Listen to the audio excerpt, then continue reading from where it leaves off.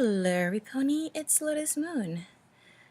I guess I look a little funny, don't I? Well, it can't be helped. Right now, it feels like the weather went way over fall and just got right into winter. So, this is my winter gear. I'm not too good with the cold. But enough about that for right now. It's time to bring you the next chapter to Fireteam Odium. I do apologize for the long wait. A lot of things came up. But right now, it's time to bring this next chapter to you. Please enjoy. Fireteam Odium. Written by Atranos the Last. Chapter 13. Unexpected Allies. In the Tower of the Guardians, a newborn hunter wandered across the plaza, avoiding the various guardians going about their business.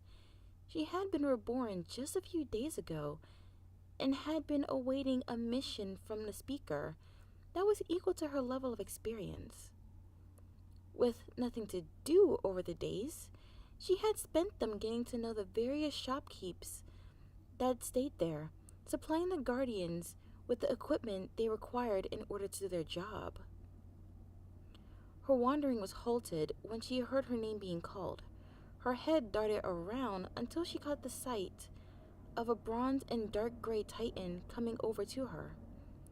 His helmet covered his face, preventing her from seeing what he looked like, but his voice signified he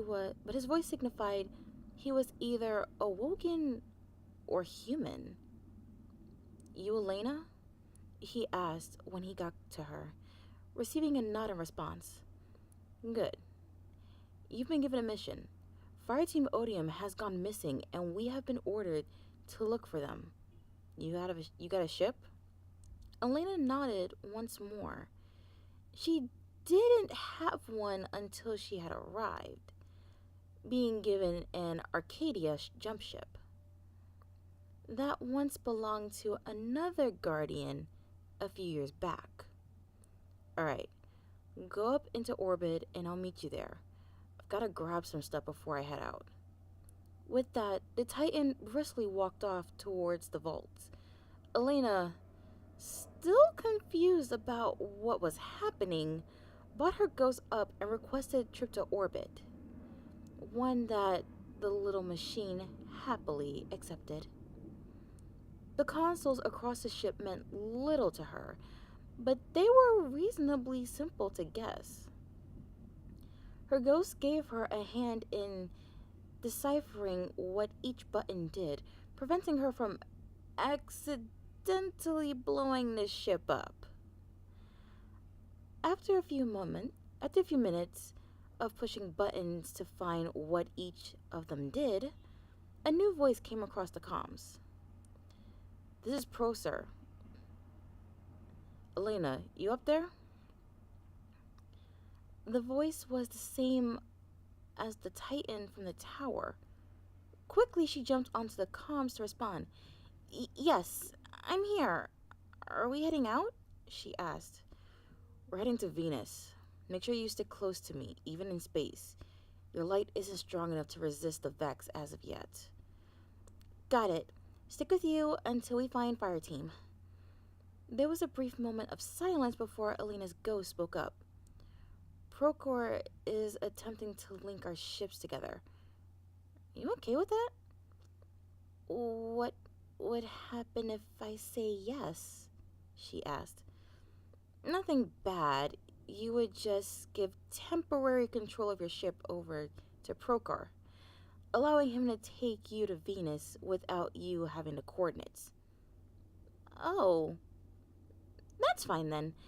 You can let him link us." The ghost went invisible at that, allowing the two ships to connect. When Procor got the notification that the two vessels had been linked, he pushed forward and flew ahead of the Arcania, giving Elena a view of his ship. It was an incredibly wide ship, patterned with white and red paint, as well as new monetary logos. The multiple engines on the back of it easily pushed the large ship along. The light they were generating painted the rear of the ship in an orange glow. In an instant, the two ships entered transit, the space around them becoming blue as they soared past asteroids and Earth's moon to reach the distant planet. Procor? Why are we being asked to find a fire team? What's so important about them that deserves a rescue party? Elena questioned as they flew, watching the lights of the transit fly past them. Odium isn't just any fire team. I have worked with them before multiple times to fight off the darkness when it rises. You may have heard of the recent Siva outbreak, yes? Procor responded. A little. Some sort of machine that the Fallen were using to become stronger? But a fire team went into their stronghold and eliminated their leader. By any chance, were Odium part of that fire team? They were, as was I. 6 of us went into there, and after a hard-fought battle, Axis fell. A member of Odium, known as Exodus, managed to break into a hidden vault afterwards and took a piece of odd Siva technology with him. I would be quite interested to see what became of it. So, Odium helped save the world, but aren't all the Guardians doing that? I understand that they have helped the Vanguard, but I still can't get my head around why a 2-person team as a rescue party is necessary, Elena said, confusion written across her face. Not every Guardian gets to do what Odium has done. While the fire team wasn't completed until Callus joined them around 6 months ago, those 3 have done incredible things over their time as Guardians. If they have been MIA for this long, then something is up. It's not every day that a fire team with that sort of power and bond just vanishes. The hunter didn't give a response to that. Procor was certainly correct, and she could see that with just a few days of experience under her belt, if a fire team could pull off all those triumphs, then they shouldn't have any sort of issues. Yet, here they were, going to Venus to try and find out where they went. We're leaving transit now. Get your weapons ready and prepare to land. When we are grounded, as I said before, let me know if you see anything, but stick close and don't wander. We have no idea what sort of stuff was left behind. Got it. I'll wait for your word, Elena replied, loading a fresh magazine into her scout rifle. It had been given to her by the gunsmith as a gift for new guardians, something she gladly took. Looking out of the viewport, she could see that many trees of Venus fly past. No matter how hard she thought, she couldn't think of any reason why something so beautiful could be so deadly. Here we go. Hope you're ready, Procor called out. Their ship slowing down above a clearing. I'm good. Let's do this. The teleport to the ground was far faster than Elena was expecting, and she was only just able to catch herself before she fell to the ground. When she was standing fully, she took a look around. Masses of Vex corpses lay scattered across the clearing, some of them with gaping wounds that looked like they came from a sword. Oddly enough, the wounds had melted the metal around them, leading her to assume Some sort of guardian ability caused it. They were here for sure, though they had no issue bringing these down, Prokhor commented, stepping forward slowly to move towards the cave on the other side of the torn metal. How can you tell? Elena asked, taking her position behind Prokhor, her head on a swivel to look at the destruction caused by just 3 guardians. When a guardian begins to panic, they tend to expand more light in an attempt to end the fight quickly. These Vex have been killed with precision, and the atmospheric light is normal.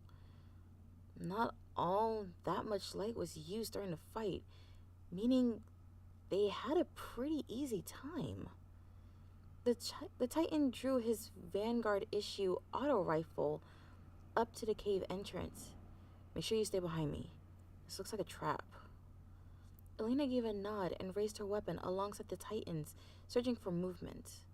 Slowly but surely, they pushed into the darkness, their ghosts lighting up the walls to give them an idea of where they needed to go. After a few minutes of silent walking, they entered a large room, and a sight awed the new hunter. Piles upon piles of Vex bodies lay scattered across the room. Not a single square foot was devoid of broken metal. Up on the walls, the shells of larger Vex bodies sat broken upon their platforms, sparking on occasion.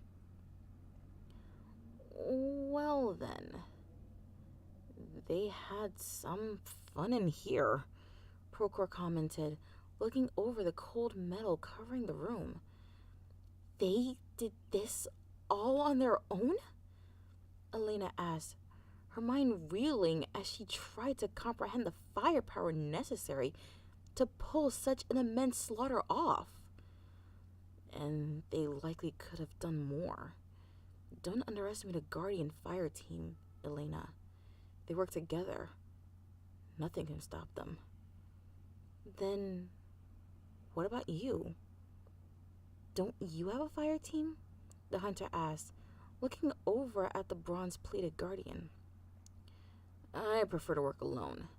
Normally, if I needed a team, I'd join up with another, temporarily. But didn't you just say, Elena? Please. We're on a mission here, not to have a chat. We can speak more later. For now, we need to focus on the task at hand. Oh, right. Sorry. She apologized, looking away from the Titan. Don't worry about it. We were all just as questioning when we started out. You just need to remember that you're part of the Vanguard. If there is something more important, you should focus on that. The duo continued to sweep the room, looking for clues as to the disappearance of the veteran fire team. As they searched, Elena began to feel something. It was almost like something was trying to pull her somewhere. Prokhor, do you feel that? She asked, stopping to look in the direction of the pulling. Feel what? Is something wrong? He asked, turning to look in the direction she was staring. I think there's something in that hole over there, she said, pointing towards a large crack in the wall. Alright, we'll check it out. Even if it's nothing, we can at least scratch that off the area of the list. Still retaining the slow walk across the sea of metal, they reached a hole in the wall. Prokhor turning to face his ghost. You read anything? He asked. There is a huge source of light within there, more than I've seen in a while. This is probably what was giving Elena that feeling, and I wouldn't be surprised if Odium also could feel that. Good job, both of you.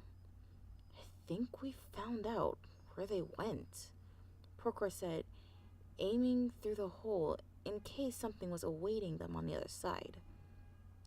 Let's get in there, Ghost. Get ready for a rest. We may need one. The two ghosts disappeared in a small cloud of light, leaving the two guardians to push into the hole. On the other side, a shining portal was immediately visible. The light radiating off it was almost unbearable for the newly reborn hunter. You okay? Procor asked her, seeing her begin to struggle. I think so. I've just never felt something like this before, she mumbled. It's not a bad feeling, but it's so overwhelming. You're experiencing an overcharge. Don't worry, it's a good thing. Your body has reached its limit for light storage, so it's trying to overflow the excess light into your abilities in hopes of getting rid of it. This portal seems to be generating enough light to keep a guardian in overcharge for hours, maybe even days. So, I'm not in any danger? She asked, looking up at him. Not from the portal, no. Don't worry, you'll get used to it after a little while. Just try to not let go of your head. Overcharging too much will end up behaving like a drug. I've seen too many guardians fall into light withdrawals because of the overcharges they forced themselves into. I'll try. Though trying to forget about this much energy isn't easy. How are you able to stand it? I've been a guardian for over 3 years. These things are normal for me. Plus, my armor is storing a lot of it for use in combat later. Elena was about to speak up once more when a sound she didn't recognize roared from the other side of the room, away from the portal. Ah, shit, Elena. Get back to that hole, now, Procor called out, raising his weapon towards the sound. She tried to turn and leave, but a white shimmering barrier blocked off the gate, preventing her from exiting. I can't! The hole is being covered by something, she responded, striking the barrier with her knife in the hopes of breaking it. God fucking damn it. Alright, get behind me again. No matter what happens, don't move until I say so.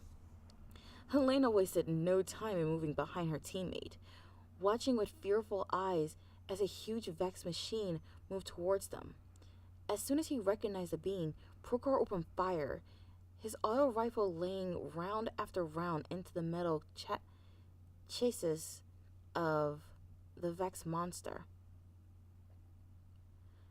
But no matter how many shots he fired, the machine didn't slow. It didn't even flinch as it endured a hail of bullets. As it got just a few feet from them, it came to a stop.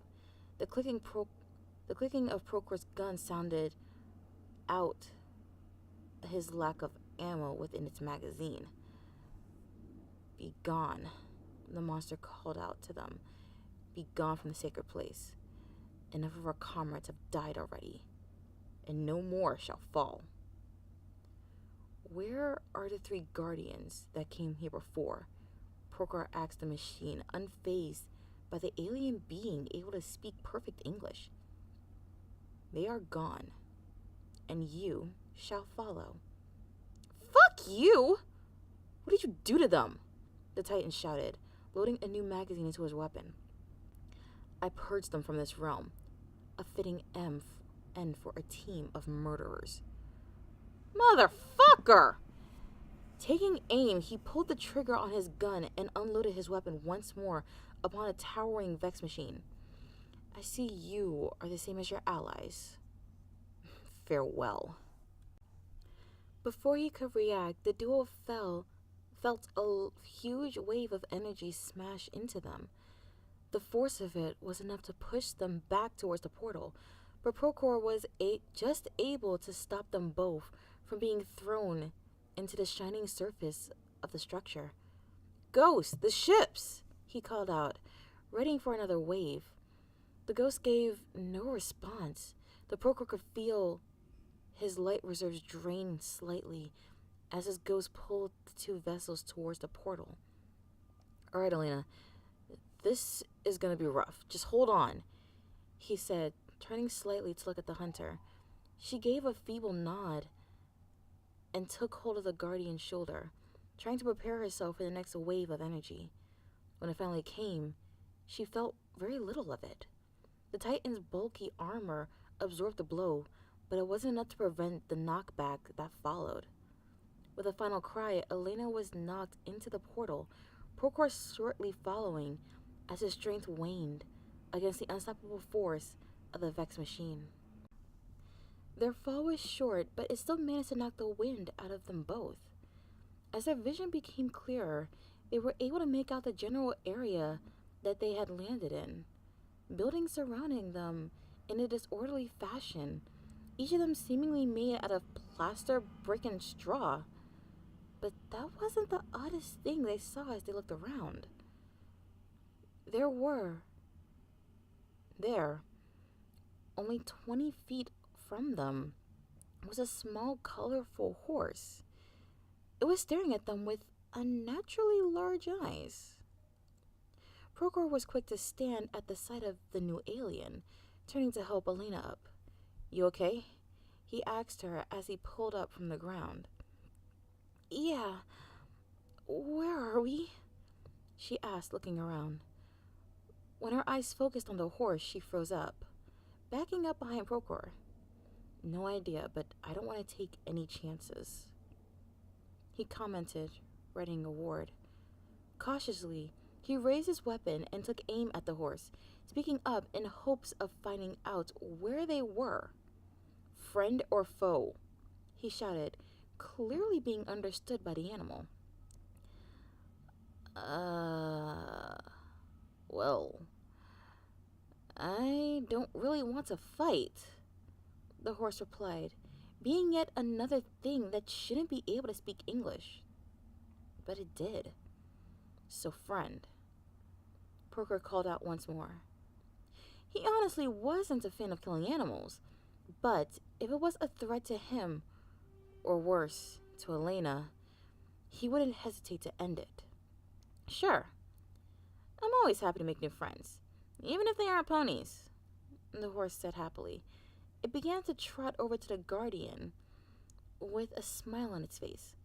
After all, Princess Twilight always says he was cut off by a movement from the Titan. Seeing this alien coming closer to the guardians, he had moved his hand in preparation for sunbreaking, shifting his light from void to solar. I would suggest keeping your distance, horse. I won't allow anything else to harm this newborn, even if I have to die protecting her. The animal stopped at that, a look of shock across his face. I had no intention of harming either of you. I'm sorry you thought that way.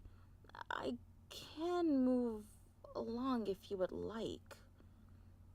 If you have no reason to harm us, then help us, Procor said, his light almost boiling, pushing to be released by him first.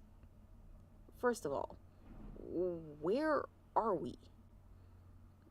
You are in a little town known as Ponyville, the animal said, a small smile returning to it as it spoke proudly of the name of its home. I meant the planet. Oh, I see, the horse said, apparently surprised by the question. Our planet has a couple of names that ponies call it, but I tend to go with Equus. Never heard of it. The Titan sighed, more towards the hunter still hiding behind him. If I may ask, are you two known as guardians? The horse's words immediately spiked Procor's attention. What do you know about guardians? He asked, keeping his light at bay for the time being. Well, I heard that there was a trio of beings calling themselves guardians that saved the Manhattan from an attack. Where are they now? The guardian asked, slightly more hostile than he likely wanted. Last I heard, they went to the war mages to get some reinforcements. Maybe if you hurry, you can reach the town before they leave. Thanks, he muttered. He was about to wander off when Elena turned and walked over to the animal. Elena, keep away from it. You don't know what it might do, he shouted, trying to grab at the hunter. Prochor, even if it did try something, we can both handle it. We need more information than that, and screaming at the poor thing won't get us anywhere. He didn't reply at that, letting her go and stepping back after a moment's hesitation. She could feel his light even from a distance, and she knew that if he had let it go unbridled, it could end extremely bad for the animals. Turning back to the horse, she knelt down to be on eye level with the creature. Hey there. I'm sorry about Prochor. We need to know exactly how to reach the town that the Guardians are staying. And we need this information as quickly as you can give it. Oh, sure. I think I might be able to give you directions. Can you come over to my home? I should have a map you can use somewhere. Of course. And while you are searching, may I ask some questions about your kind? I would love to learn a little about your world. Of course, the animal said with a smile, turning to walk away. The two guardians followed closely, Prochor still resonating solar light with each step. So, what's your name? The horse asked. I'm Elena. And the big guy behind me is Prochor. What about you? The horse's smile grew a little wider as she replied, Roseluck. Curvis? We have an issue. Curvis turned to face his ghost with his eyebrow raised. What's up? He asked. 2 new guardian signatures. Few hundred miles from here.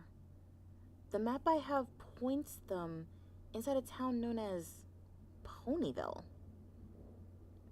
Are you sure it isn't Khalees and Exodus? He asked, standing up. I'm positive. They're about a mile away on a hill, likely speaking with each other. These are new guardians. Alert the other 2. And bring the Vienna down. Chrome, you know these places better than I do. Are you able to join me? He asked the pony near him. He nodded, standing tall. We may have to bring Stitch, though. I don't know how she would fare if she was left alone. That's fine. The Vienna has enough space for both of you. Let's get moving. I don't know how these new guardians will react to the ponies. Without another word, the trio departed from the building to teleport on board the ship. The engines alone created enough noise to wake most of the town, drawing many of them out of their homes to watch the craft fly away from the town. Ghost, push us into transit. We need to be there now, Curvis said, sitting in the pilot's chair and grasping at the control sticks. Moving into transit, now. Hang on. The ship lurched forward as the powerful engines rocketed it forward, bringing it into transit speed almost instantly. The transit lasted just a few seconds, the 2 ponies behind him barely being able to stand upright against the incredible forces the ship went through. When they dropped out of it, the town lay below them. No immediate damage could be seen from up there, much to Curvis's relief. But he still dropped the craft down to the surface, allowing himself to be teleported down onto the ground. When him and the ponies had been shifted to the ground, they began running into town, ignoring the startled yelps from the passing ponies. As they ran, Curvis summoned his sleeper, ready for combat should they need it. "Lead us to them, Ghost," he called out, receiving a waypoint in response. Following it led them to a quaint little home, various flowers surrounding most of the walls. "They're in there, but I should warn you. One of them is emitting huge amounts of solar energy. They must be trying to threaten the ponies that live here. Alright, here we go. You two should stay out here until I say it's safe to enter," Curvis told the ponies behind him, walking up to the door. With a swift punch, the door crashed open, splintering under the force of the Titan's light. He jogged in to find a Titan and a hunter, speaking with a cream and red pony. The bronze Titan had gone straight into sunbreaking when he had heard the door cave in, his hammer bringing burning solar light. But neither of them moved to harm one another. Instead, Curvis dropped the barrel of his weapon to the ground in shock. The other Titan ended his super in the same manner. "Procor?" Curvis asked, his mind almost coming to a halt at the realization of who he nearly killed. "Well, this is awkward, isn't it, bud?" Procor asked, stepping forward. "Why are you here? How are you here?" Curvis asked, shock prevalent in his voice. "Kind of a long story, but I think we both have some explaining to do," Procor said, slapping Curvis's shoulder plates in a light-hearted manner. "That we do," Curvis muttered, taking a seat beside his old friend. And that was Chapter 13 to Fireteam Odium, written by Atranos the Last. Well, every pony, we have 2 new guardians.